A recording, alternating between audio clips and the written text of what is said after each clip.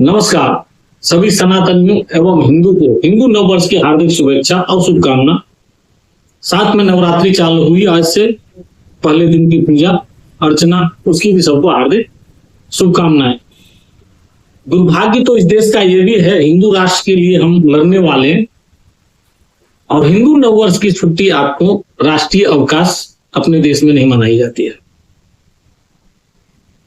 चलते हैं अगले मुद्दे की ओर। भारत की राजनीति में ये बहुत ही कम देखने को आपको मिलेगा। नरेंद्र मोदी जी खुद ओबीसी से आते हैं, हमारी राष्ट्रपति जो कि आदिवासी समुदाय से आते हैं।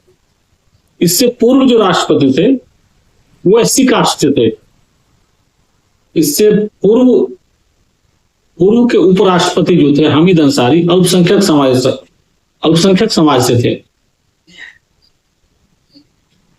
और ये अभी तक भारत की राजनीति ऐसी पूरे विश्व में मैं बात करता हूं कि भारत की राजनीति में ही ऐसा संभव है कि जिस जाति समुदाय से किसी भी देश के टॉप लीडर टॉप पोजीशन तक पहुंचते हैं, फिर भी उनके वर्ग को शोषित वंचित ही समझा जाता है या राजनीति के कारण उसको शोषित वंचित ही रखा जाता है। अगर ये शोषित वंचित है कोई दिक्कत नहीं है हमें। तो क्या जो सवर्ण जाति में सब करोड़पति हैं? ये सोचने वाला मुद्दा ये आज का मुद्दा नहीं है। ये मुद्दा जो है सदियों से चली आ रही है। और देखिए, राजनीति एक ऐसी चीज है, मैं हमेशा इस बात पे मतलब सहमत होता हूं कि कुर्सी और सत्ता के लिए आपको कितने सारे झूठ, कितने सारे दांव पेच खेलना पड़ता है। ये जो रिपोर्ट मतलब आज देखिए, ये आपको बहुत कम देखने को मिलेगा कि जिस जाति के आपके प्रधानमंत्री हो वो अपने जाति के लिए ही अगर काम करने लगे तो कैसे माना जाए कि ये देश के प्रधानमंत्री। मैं बात कर रहा हूं जिस तरह से ये यूजीसी एससी एसटी एक्ट ये चल रहा है, इस हिसाब से सवर्णों को अपना भविष्य तय करना होगा। आज करें, 2 दिन बाद करें, 2 महीने बाद आए, जब भी करें आपको तय करना पड़ेगा कि कब तक आप इस डर से दूर भागेंगे कि आपके लिए कोई राजनीतिक पार्टी नहीं बची है और कोई राजनीतिक पार्टी आपकी नहीं है। जितनी जल्दी आप समझ जाएंगे उतना जल्दी आपका भला होने वाला है। अब इसमें एक मुद्दा और सबसे जो बड़ा मुद्दा है वो देखिए, जंतर मंतर पे प्रदर्शन भीम आर्मी के द्वारा किया गया, उसके लिए कानून को कोई दिक्कत नहीं है, कानून उनको परमिशन दे देता है। यही बात जब सवर्ण जातियों पे आई, सवर्ण जाति जब आंदोलन करने वाले थे तो उनके लिए बहुत सारी प्रोटोकॉल और कितने ही सवर्ण आंदोलन के जो बड़े नेता लोग थे उनको हाउस अरेस्ट तक भी किया गया, क्योंकि वहां पे कानून को दिक्कत होने वाली थी। आप इसके टेक्निकल पॉइंट को समझिए।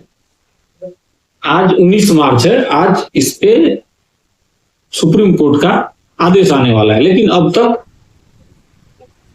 इस पे आदेश आया नहीं है। इसी बीच अब एक पटना का घटना है, जिक्र करता हूं। पटना में पटना यूनिवर्सिटी का पूर्व छात्र है मनीष यादव, वो इस आर में एससी एसटी के सपोर्ट मतलब यूजीसी के सपोर्ट में आंदोलन जो चल रहा था उसमें वो मनु स्मृति का पोस्टर जलाता है। घटना हो रही है, मतलब आपका चल रहा है आंदोलन, यूजीसी को सपोर्ट आप करते हो और सवर्ण यूजीसी को सपोर्ट नहीं करता है, उसमें मनु स्मृति आपको जलाना आवश्यक था आपको पॉइंट ऑफ व्यू से। इसके खिलाफ सवर्णों में रोष भी फैला है। अब ये कहां से न्याय संगत है और तर्क संगत है बताइए? जो भी मोदी जी और बीजेपी सरकार के द्वारा चल रहा है ये न्याय संगत नहीं है और तर्क संगत भी नहीं।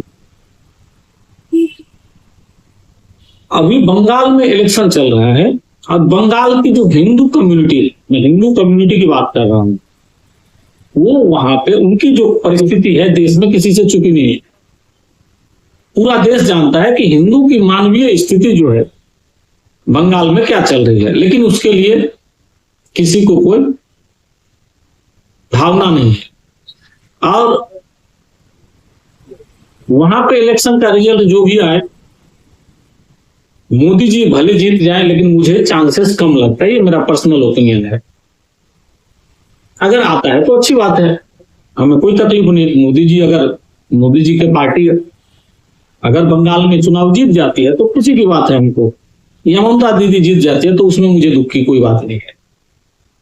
लेकिन हिंदुओं की स्थिति के ऊपर हमको जरूर लेना देना है। अगर वहां भी आप जाके राजनीति सिर्फ वोट बैंक के आधार पे करेंगे, वहां भी बात करेंगे आप आरक्षण को लेकर के, वहां भी आप बात करेंगे SC ST एक्ट को लेकर के, तो वहां के हिंदू कहां जाएंगे जो उस दलदल से निकलने के लिए न जाने कितने वर्षों से इंतजार कर रहे हैं, जो उनकी दयनीय स्थिति है। ये सोचना सबका काम है, ये सोचना पड़ेगा। और खास करके सवर्णों से मेरा रिक्वेस्ट है, अब इस मुद्दे पे आपको जागना पड़ेगा। ऑप्शन आपके पास, विकल्प कुछ नहीं है। सुप्रीम कोर्ट का फैसला कुछ भी आए, जो भी आना है सुप्रीम कोर्ट अपना फैसला देगा।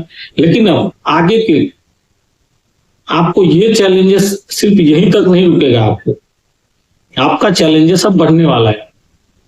और जितना आप प्रतिकार करेंगे, जितना सिस्टम के खिलाफ आप जाएंगे, अब आपकी एकजुटता ही आपको सरवाइव करवाएगी इस देश में आपको। नहीं तो आप जिस हिसाब से सवर्णों को अब धकेला जा रहा है हाशिए पे, ये चलने वाला नहीं है। जय हिंद, वंदे मातरम। अपने अपने कमेंट दीजिए, मेरे विचारों से अगर सहमति हो तो कमेंट में जरूर लिखें। बाकी चैनल को सब्सक्राइब कीजिए, चैनल नया है, आप लोगों के समर्थन का जरूरत है। जय हिंद, वंदे मातरम।